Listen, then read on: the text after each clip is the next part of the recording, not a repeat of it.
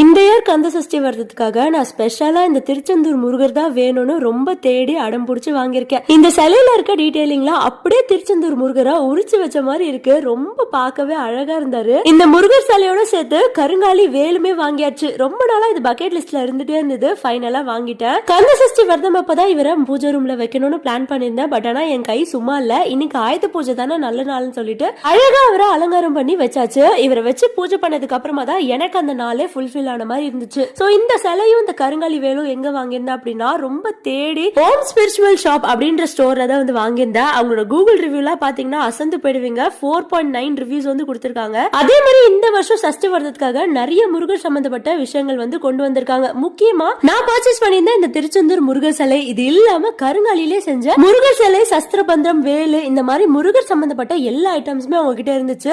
அதுலயும் முக்கியமா Google reviews எல்லாமே சூப்பரா இருந்த ஒரே காரணத்தினால தான் நான் அவங்க கிட்ட வந்து பர்ச்சேஸ் பண்ணியிருந்தேன். ஸோ உங்களுக்கு இந்த ப்ராடக்டோட லிங்க் வேணும் அப்படின்னா கமெண்ட்ல லிங்க்னு சொல்லுங்க. நான் டைரக்டா டிஎம் பண்றேன். அதே மாதிரி அவங்களோட கான்டாக்ட் டீடைல்ஸும் ஸ்கிரீன்ல வந்து ஷேர் பண்றேன்.